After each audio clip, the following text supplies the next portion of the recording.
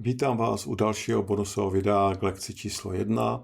Tentokrát se podíváme na to, jak můžete pracovat s bonusem, který jste získali v rámci tohoto projektu a programu AI Profit Restart. A je to vlastně asistent, který provede analýzu vašich činností. Je to vlastně asistent, který používáme nebo můžete použít v první lekci. A já vás provedu zase, jak ten asistent pracuje. Mám to opět předpřipravené, aby to netrvalo dlouho, čili v členské sekci máte nasdílený tento odkaz. Vy si spustíte nebo nainstalujete do vašeho chatu GPT tohoto asistenta, kterého vlastně potom jenom spustíte. Já bych ho spustil tímto krokem.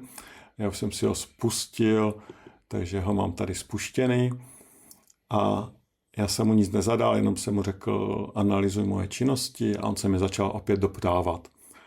Čemu se věnujete, jaká vaše role, jakých je 5-10 činností běžně v týdnu opakuje. To zase nebudu číst, tady jsem změnil funkci, teď jsem obchodní ředitel ve výrobní firmě a on se mi zase doptává. Zase jsem to diktoval, takže jsou tam možná přežblepty, překlepy.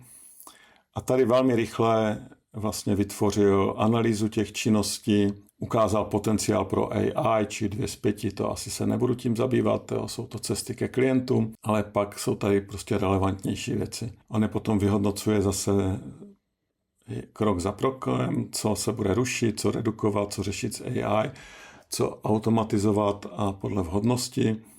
Je tady doporučený systém, jak s tím pomocí AI pracovat. Doporučil 3 procesy.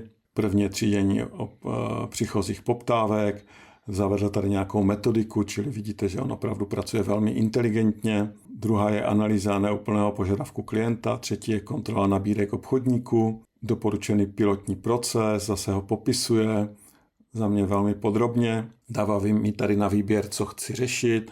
Já jsem mu napsal ten proces A, třídění, analýza poptávek, on to zase rozpracoval.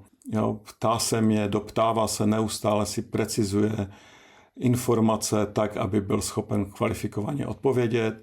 Já jsem mu tady zadal informace, on navrhl scénář podrobný, jak bude kontrolovat úplnost, jak bude analyzovat přílohy, doporučený postup pro obchodníka, co zatím chybí. Já jsem to už nechtěl dát rozvíjet tu debatu, proto jsem mu tady navrhni to ty ze zkušenosti. A ten jeho návrh je podle mě velmi zase relevantní, ale si vám můžu doporučit, pokud se chcete učit, pokud chcete ty věci rozvíjet, tak s ním komunikujte, pokud to není pro vás už otravné nebo se necyklíte. Tady navrhuje, co by použil jako první pilot, já se ho ptám, jak dál pokračovat a chci odhadnout přínosy, protože mě zajímají ty peníze, takže on to tady zase popisuje velmi podrobně, dělá tam sofistikované odhady, dělá tady výpočty, kolik ušetříme, kolik je to hodin, a jde i za hranice peněz, další možné přínosy, nejde jen o čas, můžete získat také rychlejší reakci na kvalitní poptávky, méně času na nekvalitní případy.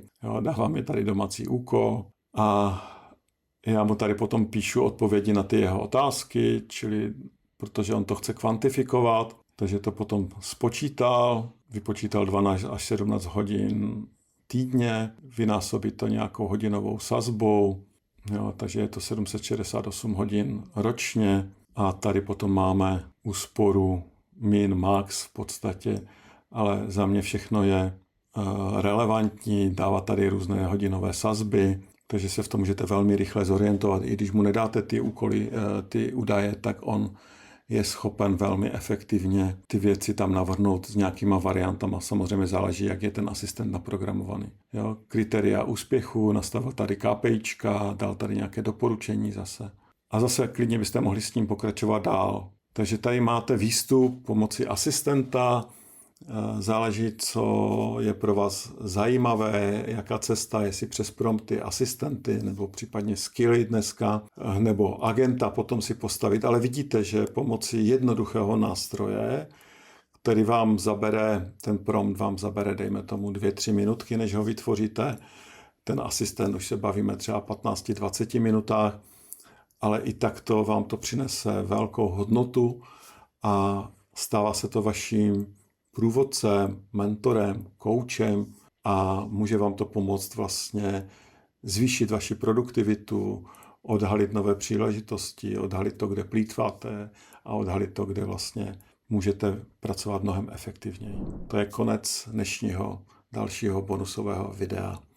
Těším se u dalších videí.